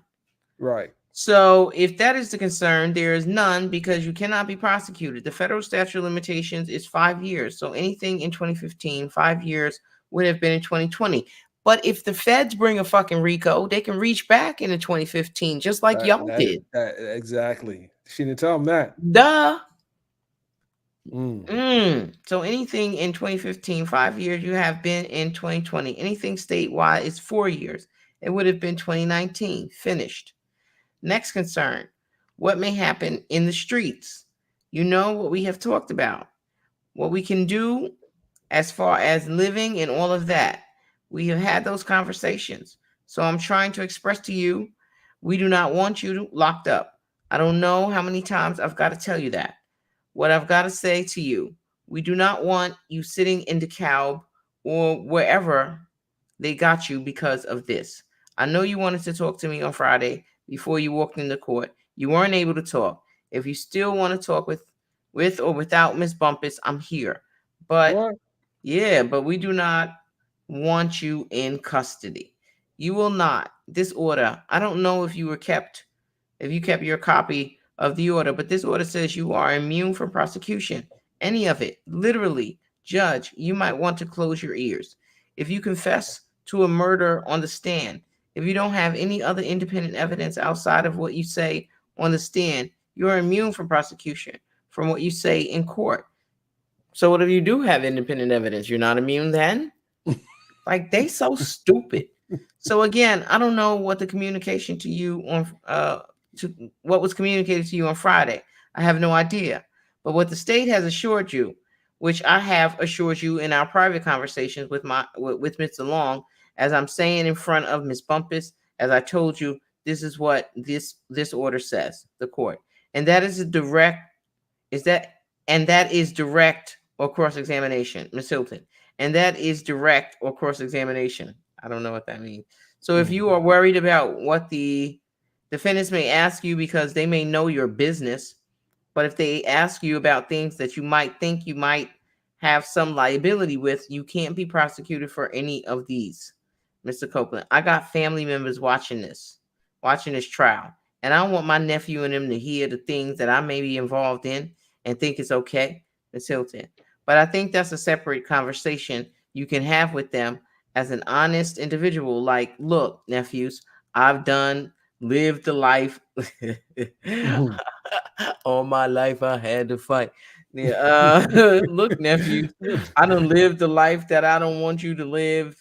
Don't go through what I've been through. but that's something you can have outside of being in jail, because that's a better conversation you can have with your nephew in person. But they shouldn't have to come to the DeKalb County Jail because you are being held in contempt. You can have that conversation with your nephews tomorrow in person. Oh, now we're going to dangle some freedom in front of you. You can have that conversation with them. You can have that conversation with anybody. You know what's coming up this weekend? Why are we in jail? What are we doing, Mr. Copeland? But y'all did this intentionally, Ms. Hilton. No, we did not. You and I had this conversation, Mr. Copeland, on Friday morning, Mr. Copeland. You know my child's birthday was next week. Ooh. Ms. Hilton. But what did I tell you? When we met with each other, I said to you, why can't she just say when we met? Right? Why you got to add each other? Like, right. It's so fucking redundant. Right. I'm sorry. This the writer professor in me is just, I cringe. Okay. Ms. Hilton. But what did I tell you? When we met with each other, I said to you, you asked me, what is the one thing that's going to get me in jail? Didn't you ask me that? And that was my response. If you plead the fifth, and that is exactly what you did on the stand, Mr. Copeland. But what did I tell you before I got to that point? I told you the whole time Tuesday, Wednesday, Thursday, Ms. Hilton. But I told you we were giving you immunity. Well, hold on.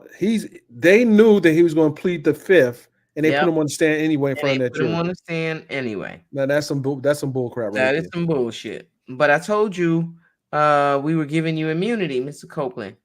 That I was pleading the fifth. No, you did not. I told you every day I was pleading the fifth. No, you did not. Bust her down. When we told you, Mr. Copeland, I told you my concern, Ms. Hilton, and we said we could give you immunity. You said your concern is that they know about you. And when you said that, I said, well, you know, stuff about them. And then I said, whatever your concerns are, we can give you immunity, Mr. Copeland. So I didn't tell you I lied on them to get myself out of the situation, Ms. Hilton. You said you were a liar. That's what you said. You said you were a liar. Wow. They literally are suborning perjury. They absolutely are. This person, wow. Ms. Bumpus, was this recorded?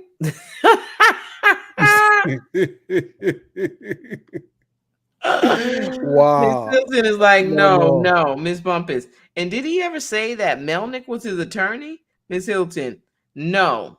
This week, when we first met you in the car on Friday, we asked you, is Mr. Melnick your attorney? You said, he's not my attorney. I haven't even talked to him. So the judge is listening to all this. Yeah. This is interesting. Yeah. Mr. Copeland, no, I never said he's not my attorney. I said I haven't talked to him. Ms. Hilton, you said he's not your attorney. You haven't talked to him. Then we continued to have a conversation. At no point did you ever say to us, hey, I want Mr. Melnick here. Hey, put Mr. Melnick on the phone. Mr. Copeland, you didn't make me feel like I needed him, Ms. Hilton. But if you needed him, we would have said, if you would have. How would he know if he would have? Exactly. We would have said to you, okay, just call him. So, I mean, that is our position. We don't want you in jail. We just want you to be able to purge yourself by testifying. Whatever your truth is, not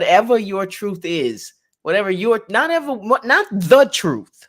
Right, not the truth. Whatever your truth is. Whatever your truth is. That's crazy. Whatever your truth is, but you just got to answer the question. We believe that whatever your truth is what your truth is. We know what you said before. I don't know what you're going to do, what you're going to say on the stand, but we know is pleading the fifth is going to keep you in custody. That's what I know. Now, how you answer your questions is how you answer your question. I know what you said before, and I know what you said later. I mean, I know what you said before, and I don't know what you are going to say on the stand because you and I have never went into full details about any of it. But what I don't want is you to be sitting here in custody, Mr. Copeland. You did it. Ms. Hilton, I did not do it. You did it by pleading the fifth, Mr. Copeland. You told me before you went to the judge with whatever the thing called you went to him with. You told me that I can't. When I'm asked the question, I can say, I don't recall, or I don't know. You told me that if I pled the fifth, something, why would I plead the fifth to something I didn't do? And I said that you don't know what I did and what I ain't do. And then you was like something. And then y'all asked for this immunity. And I was like, it was something. And then Thursday or Friday came. And then y'all go tell me, oh, we went to the judge with this and you got to testify. If you don't testify, the judge is going to lock you up. Miss Hilton, right. But that was based on what you, Mr. Copeland. But I told y'all that, Miss Hilton. No, you didn't, Mr. Hilton. You said, why would I plead the fifth to something I didn't do? And I said, you don't know what happened, Miss Hilton.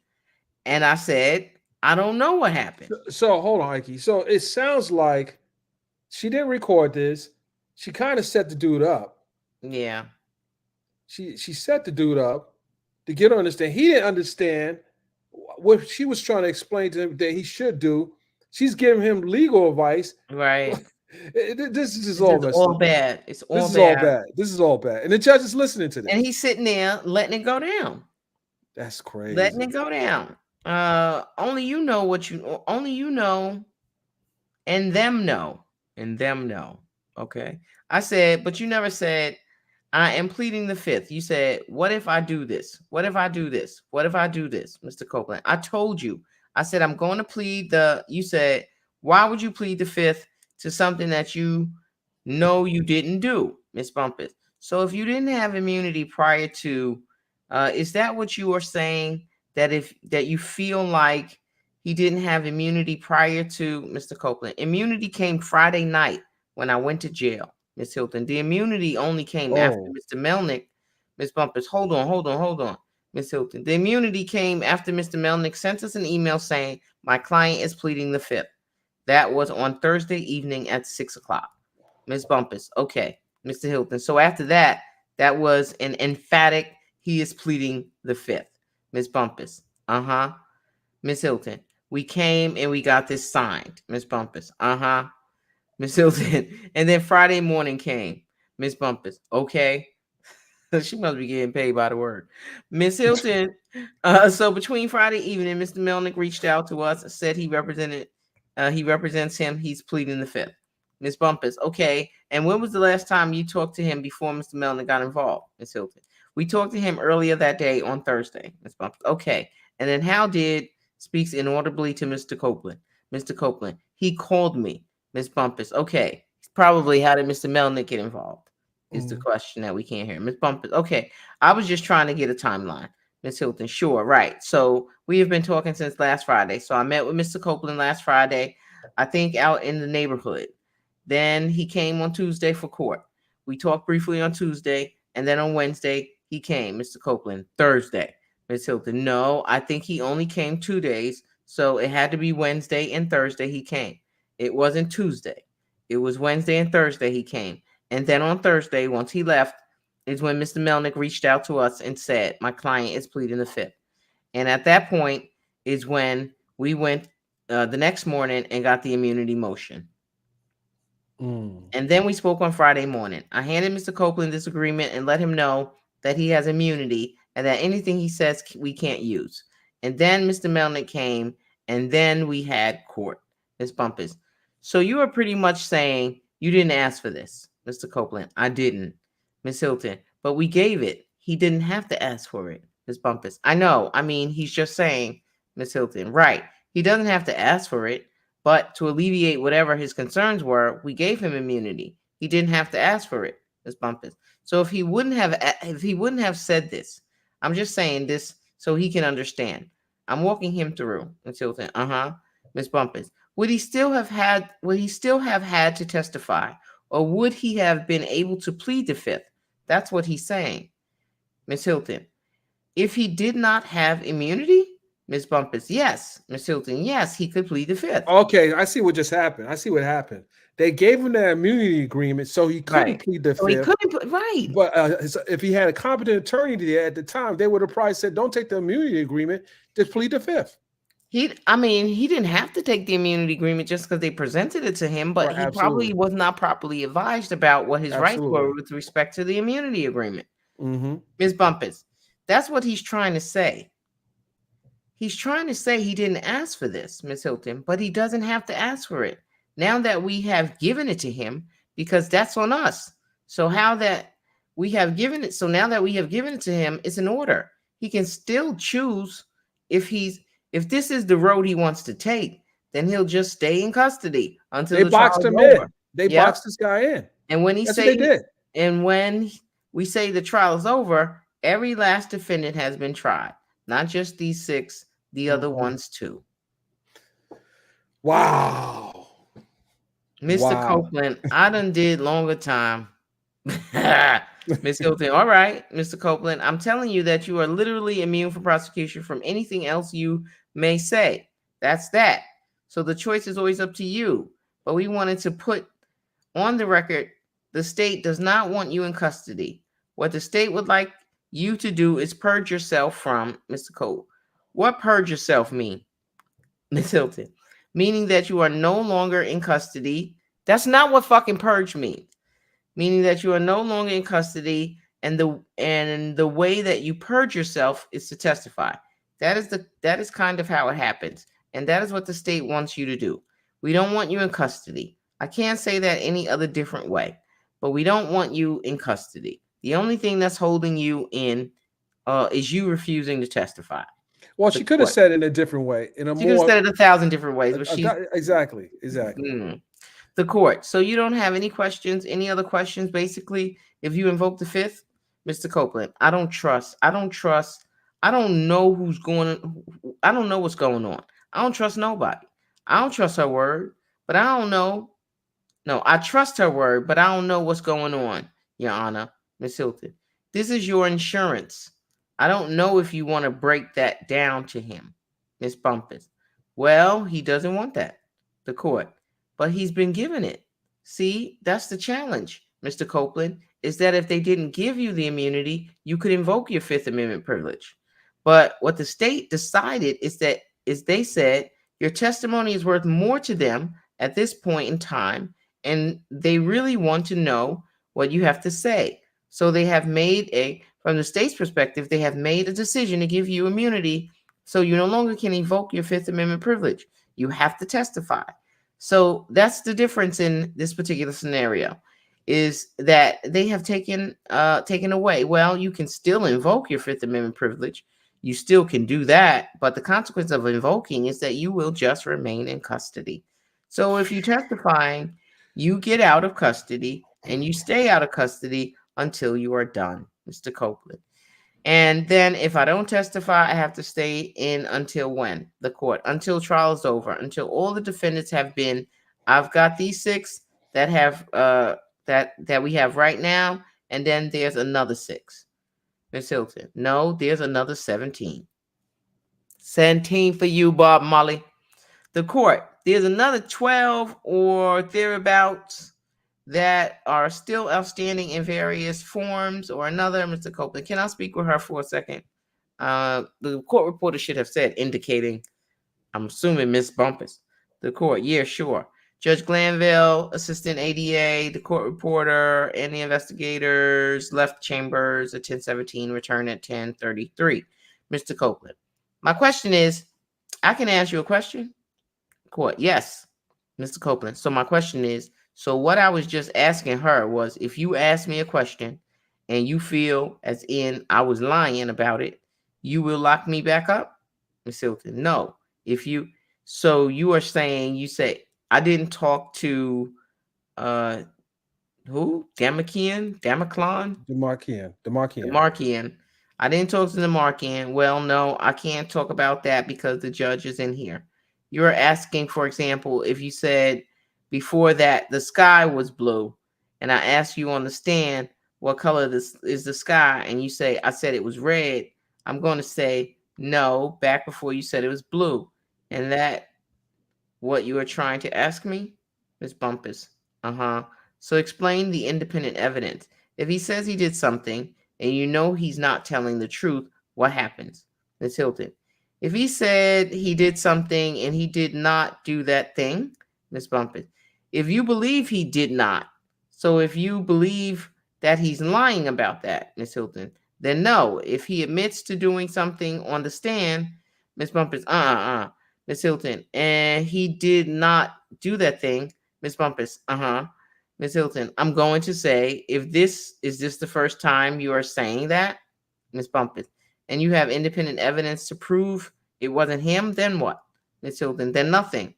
What do you mean, like, Miss Bumpus? So then he will be fine, Miss Hilton? Yes, but Miss Bumpus.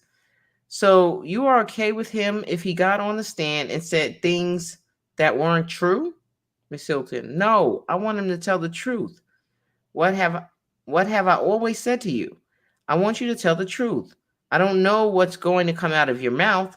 I expect you to tell the truth. If you say something that is inconsistent with what you said before, then I'm going to ask you about the inconsistencies. But I expect you to tell the truth. What you go on the stand and do, I don't know. I don't know what you are going to do. I want you to tell the truth. But I will deal with you, not you saying something different in the manner that I normally do, Mr. Copeland. If I'm saying something different, right? So when the police question me, they don't question me every time they lock me up. I don't know how many times that was. I done told them whatever different story I could think of to try to finesse my way out of the situation. I don't recall what I done told them. Miss Hilton, okay, so you can say, I don't recall. That is how that works. I don't recall, Miss Bumpus. And he can say that to every single question, Miss Hilton. I would hope that that is not the truth, because I think there are some things you do recall and some things you don't. But the things you don't recall, you don't recall. And then I will go through my process of what I do. Well, we do know that Adrian Bean didn't recall a lot, and she didn't press him like this. I don't know. Okay, so I think we'll stop at 38. Stop at 38. How much does he have left? I don't know. I hadn't checked. I just want to look at the comment section real quick here. See, okay. Let's see. Okay, hold on. Let's see here.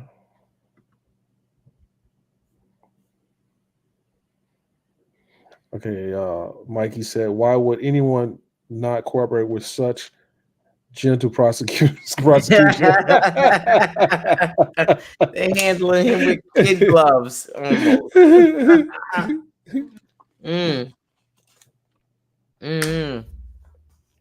Right. Someone said a good point. Only 56 pages on a 3.5-hour meeting. Nah, I need the recording. Uncle but there were breaks in there. The timing is in here. So, there were different breaks. He was in custody, so they had to wait, a little bit for him to come. Let's see. Do they say what time the meeting ends? It should be at the end. This is the last day. What? Oh, this is the first day. Oh, these came out today. Whoa.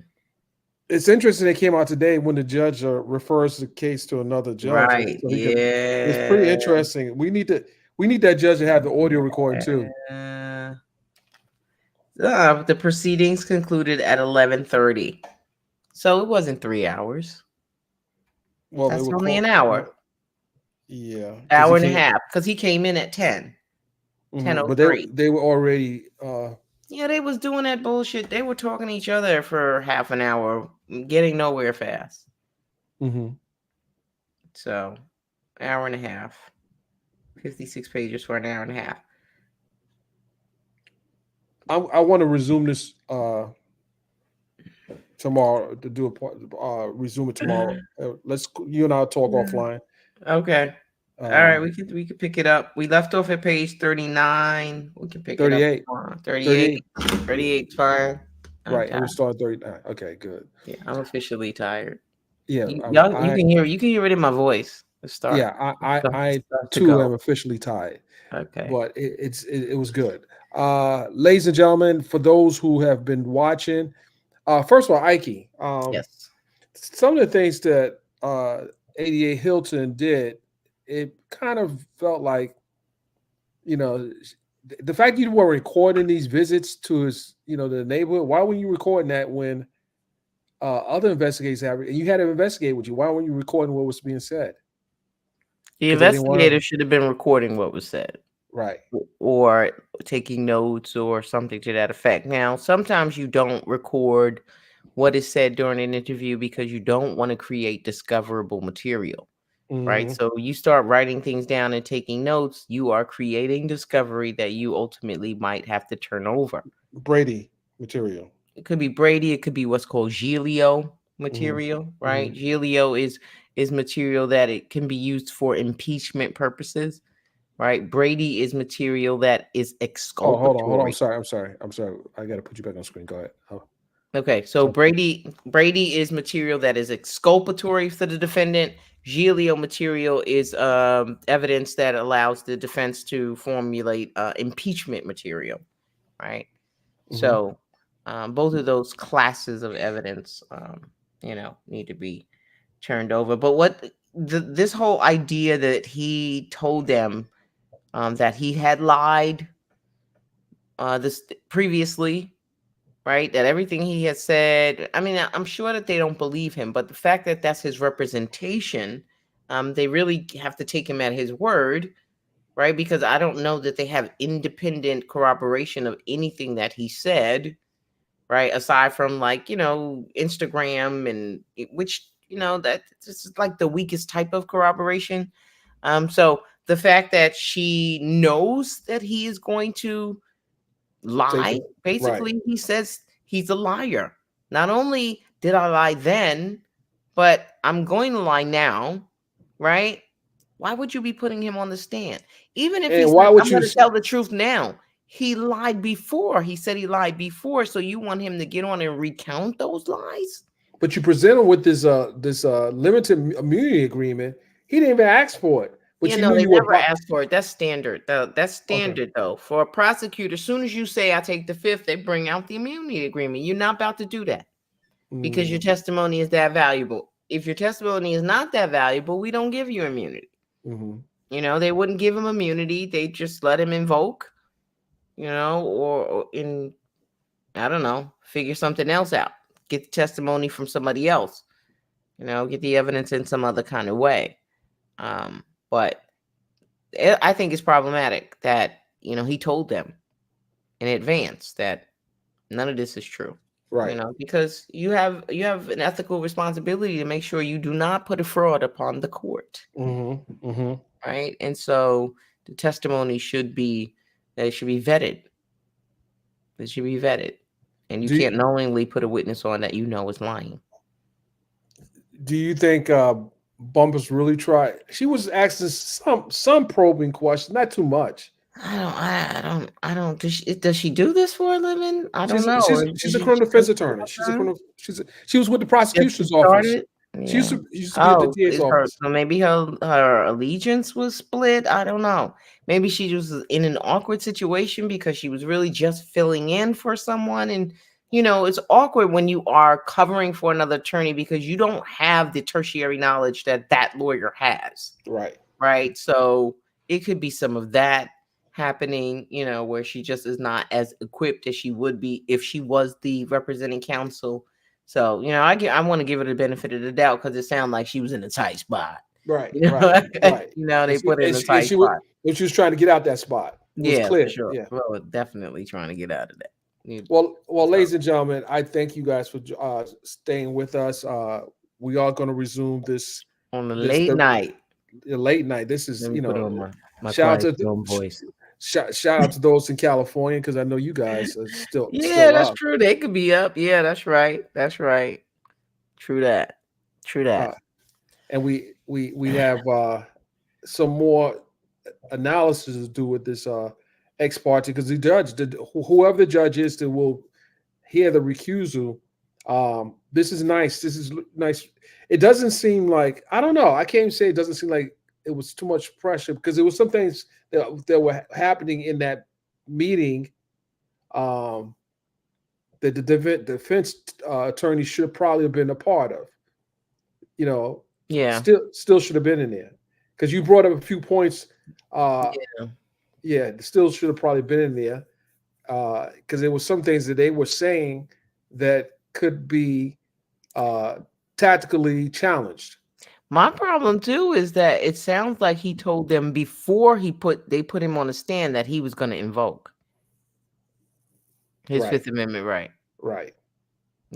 So you shouldn't have put him on then. Right. And he invoked the Fifth right in front of the jurors. Right. Yeah, that's problematic.